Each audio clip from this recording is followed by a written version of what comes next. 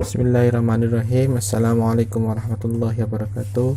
Alhamdulillahirrabbilalamin. Wassalatu wassalamu asrafil anbiya'i wal mursalin wa ala alihi wa ashabihi ajmain, amma ba'd. Rabbi shrah li sadri wa yassir li amri wa hlul 'uqdatam min lisani yafqahul qawli. Alhamdulillahirrabbilalamin. Teman-teman sekalian, pada siang hari ini kita bisa melanjutkan perkuliahan kita lewat e-learning. Semoga apa yang kita niatkan ini dan untuk menuntut ilmu, untuk beribadah kepada Allah Subhanahu wa taala, dapat menjadi pahala untuk kita semua. Amin ya rabbal alamin. Kemudian salawat dan salam kepada Nabiullah Muhammad sallallahu alaihi wasallam senantiasa tercurahkan kepada beliau, kepada keluarganya, sahabat, tabi'in, tabi'ut tabi'in, dan juga kepada seluruh umat-umatnya yang senantiasa mengikuti jalan langkah beliau hingga yaumul akhir nanti. Amin. Oke, baik, di sini kami dari kelompok 4 akan sedikit menjelaskan berkaitan dengan teknologi pendidikan dalam perspektif pembelajaran sosial. Yang pertama, saya ucapkan terima kasih kepada dosen Pak Andi Arif yang telah memberikan kesempatan kepada kami mempercayakan materi ini kepada kelompok 4. Dan teman-teman sekalian, selamat menyimak materi dari kami. Semoga bisa dipahami dan bisa bermanfaat untuk kita semua. Amin ya rabbal alamin. Bismillahirrahmanirrahim. Assalamualaikum warahmatullahi wabarakatuh. Di sini saya Aula Masrurina Dewi. Saya akan menjelaskan tentang pembelajaran sosial. Nah, pembelajaran merupakan suatu proses penyampaian pesan dari sumber pesan kepada penerima pesan melalui berbagai saluran. Pembelajaran tidak hanya semata-mata terkait dengan materi yang akan disampaikan, tetapi juga ada hubungan erat dengan komponen sumber materi, saluran, ataupun penerima materi pembelajaran. Sedangkan sosial mempunyai arti umum, yaitu kemasyarakatan, dalam artian mendahulukan kepentingan bersama atau masyarakat. Jadi, pembelajaran sosial di sini adalah proses pembelajaran yang dengan sadar dilakukan dengan mengubah ke arah yang lebih bagus dan menjadikan orang lain sebagai referensi, perbandingan, guru, pembimbing, motivasi, ataupun inspirasi.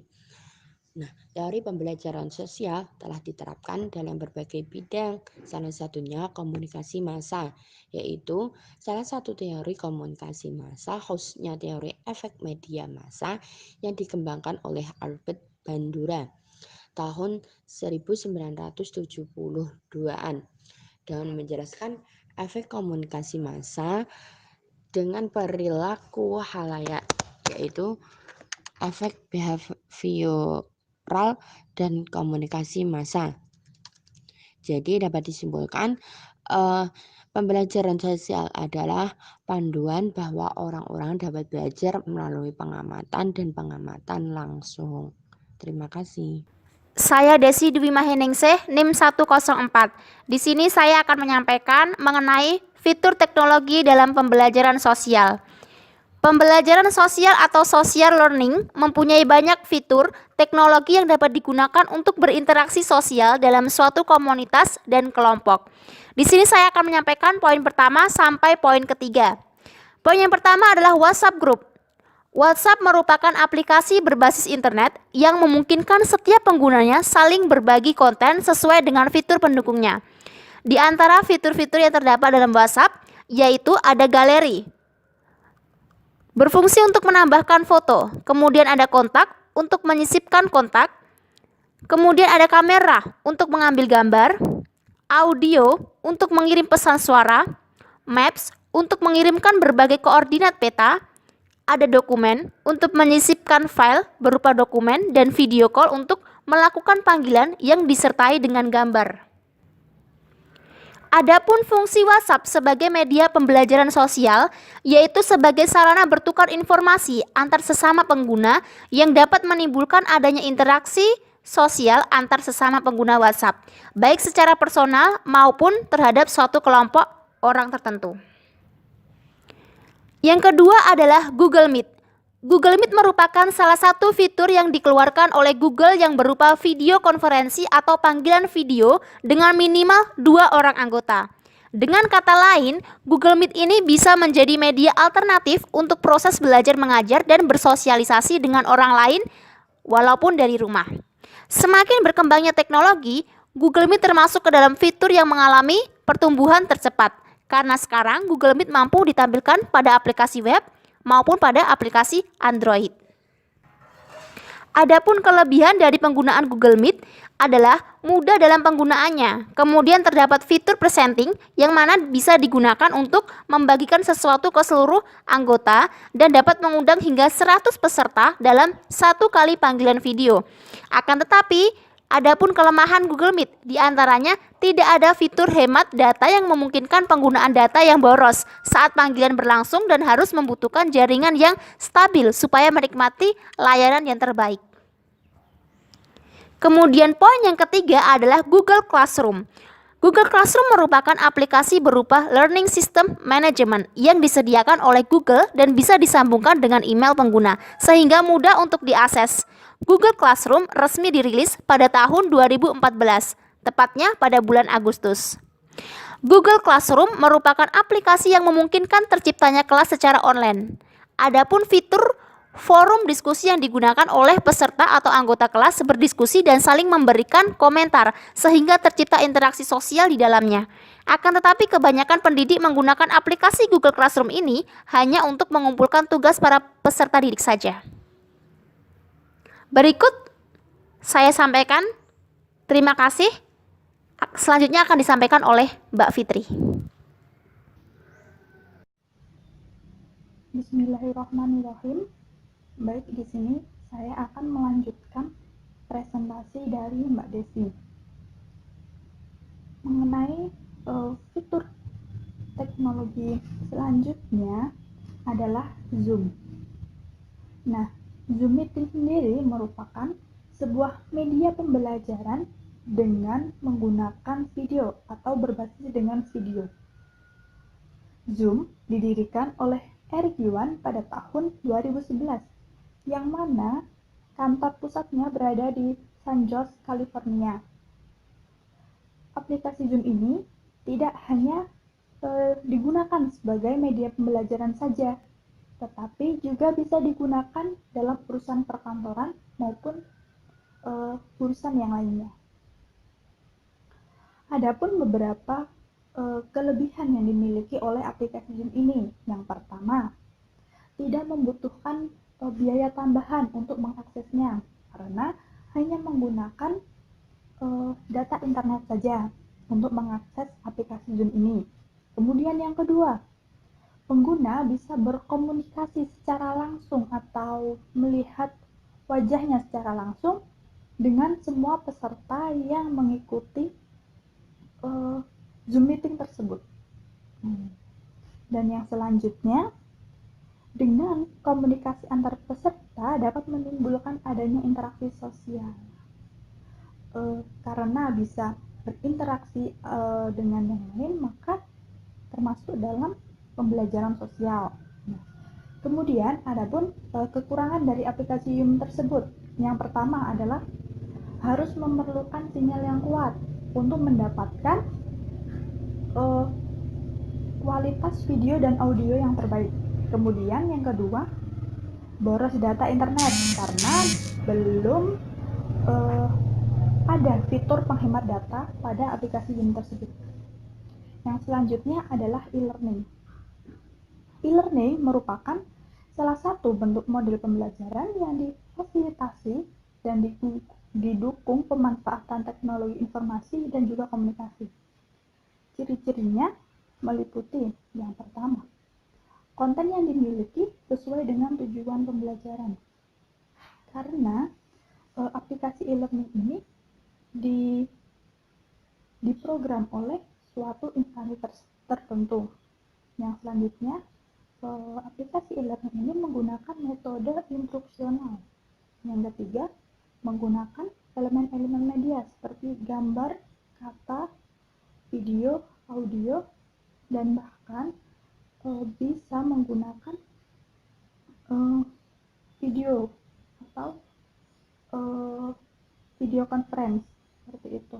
Dan yang terakhir, memungkinkan pembelajaran langsung berpusat pada pendidik. Yang selanjutnya adalah Facebook. Facebook ini didirikan pada Februari 2004 oleh Mark bersama teman sekamar dan juga seuniversitas ketika menjadi mahasiswa di Universitas Harvard, yaitu Eduardo, Andreas, Dustin, dan Chris. Facebook ini termasuk media sosial yang banyak digunakan oleh kalangan pelajar, remaja, bahkan dewasa. Mengapa demikian? Karena Facebook memiliki beberapa keunggulan. Yang pertama, mudah diakses, baik melalui PC maupun melalui Android, dan juga bisa diakses kapanpun dan dimanapun. Kemudian, kelebihan yang kedua, bisa digunakan untuk berkomunikasi dengan orang lain. Dan yang ketiga, bisa digunakan untuk berbagi foto, audio, video, dan tulisan-tulisan tertentu. Menurut penelitian menyimpulkan bahwasanya Facebook ini ketika digunakan sebagai media pembelajaran akan menimbulkan kreativitas pada siswa. Dan juga Facebook ini juga bisa meningkatkan interaksi sosial antara murid dengan murid ataupun murid dengan guru. Untuk fitur yang terakhir adalah Line. Line adalah salah satu aplikasi pengirim pesan dengan berbagai fitur yang menarik di dalamnya, seperti gambar, dokumen, audio, video, dan lain sebagainya. Nah, Line ini merupakan aplikasi room chat yang sama dengan aplikasi WhatsApp. Hanya saja pada Line Group ini bisa lebih banyak menampung anggota di dalam grupnya. Karena Line ini bisa digunakan untuk berinteraksi sosial dengan sesama pengguna Line, maka aplikasi Line ini termasuk ke dalam salah satu teknologi yang digunakan dalam pembelajaran sosial. Mungkin itu saja yang dapat saya sampaikan. Saya kembalikan ke moderator. Terima kasih. Bismillahirrahmanirrahim. Baik, di sini saya akan sedikit menjelaskan mengenai membangun komunitas atau kelompok belajar. Pada dasarnya, kelompok belajar merupakan suatu aktivitas di mana salah satu individu saling berinteraksi dengan individu lainnya, yang mana masing-masing individu tersebut memiliki prinsip bekerja sama guna menyelesaikan suatu persoalan dalam pembelajaran. Nah, dengan adanya kelompok belajar ini, siswa dapat bersosialisasi atau berinteraksi serta bekerja sama antara satu dengan yang lainnya. Menerapkan cara belajar sosial dalam proses pembelajaran merupakan suatu pembelajaran dengan memanfaatkan lingkungan sosial sebagai sasaran pembelajaran, sarana belajar, serta sumber belajar. Adapun cara untuk membentuk atau membangun kelompok belajar dalam pembelajaran sosial antaranya yang pertama menentukan anggota. Sebelum pembelajaran kelompok dimulai, kita perlu tahu sebelum pembelajaran kelompok dimulai, kita itu perlu tahu berapa anggota kelompok yang akan kita perlukan dalam pembelajaran kelompok nanti. Karena penting untuk menentukan anggota kelompok sebelum pembelajaran dimulai. Hal ini berpengaruh untuk kelancaran kerja kelompok nantinya. Yang kedua, menentukan materi. Materi apa yang akan kita bahas dalam pembelajaran kelompok nanti, sehingga sangat diperlukan untuk menentukan materi sebelum pembelajaran kelompok dimulai. Hal ini untuk memudahkan bagi setiap anggotanya untuk saling berinteraksi atau berdiskusi sesuai dengan apa yang mereka pahami mengenai materi yang telah ditentukan. Sekian dari saya, kurang lebihnya mohon maaf. Terima kasih. Ketiga, yaitu menentukan tempat atau memilih tempat yang tepat dan nyaman yang dapat digunakan untuk melakukan pembelajaran sosial guna memudahkan anggota kelompok berinteraksi, mengamati ataupun berdiskusi. Dalam masa sekarang, Untuk menentukan tempat dengan jumlah anggota yang banyak tidak memungkinkan. Jadi, untuk pembelajaran sosial bisa dialihkan ke media sosial seperti halnya Google Meet, Zoom, WhatsApp Group, dan media sosial yang lainnya. Dengan adanya aplikasi-aplikasi tersebut dapat membantu belajar kelompok dalam pembelajaran sosial. Yang keempat, yaitu melakukan observasi atau membangun kelompok belajar dalam pembelajaran sosial dibutuhkan untuk melakukan sebuah observasi atau pengamatan secara langsung untuk mengenai materi yang telah ditentukan di awal, sehingga secara tidak langsung baik interaksi satu sama lain atau sesama kelompok akan terjalin. Yang kelima, menjadikan kelompok belajar tersebut menarik. Yang dimaksud di sini yaitu untuk membangun kelompok belajar dibutuhkan sesuatu yang menarik atau suatu hal yang tidak membuat jenuh, supaya kelompok belajar tersebut mampu bertahan atau berlangsung dengan baik tanpa membosankan, serta siswa juga menjadi senang dan semangat. Pembelajaran sosial berguna untuk menyelesaikan suatu masalah dengan cara bekerja sama antar kelompok, saling bergantung, saling percaya, serta saling menghargai satu sama lain. Hal ini juga merupakan suatu kunci untuk membangun kelompok belajar dalam pembelajaran sosial.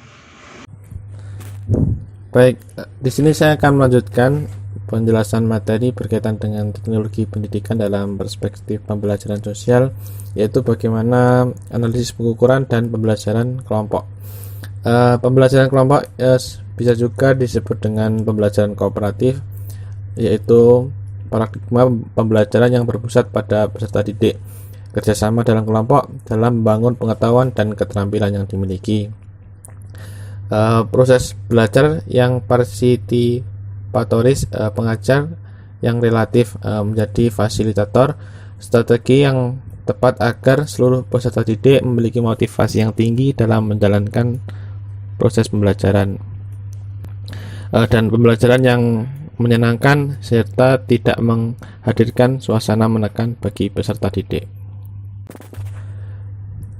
Perilaku kerjasama sebagai sebuah kompetensi juga menjadi acuan evaluasi untuk melihat bagaimana efektivitas model pembelajaran yang diterapkan di peserta didik untuk meningkatkan motivasi, empati, dan perilaku kerjasama sebagai bagian dari soft skill peserta didik.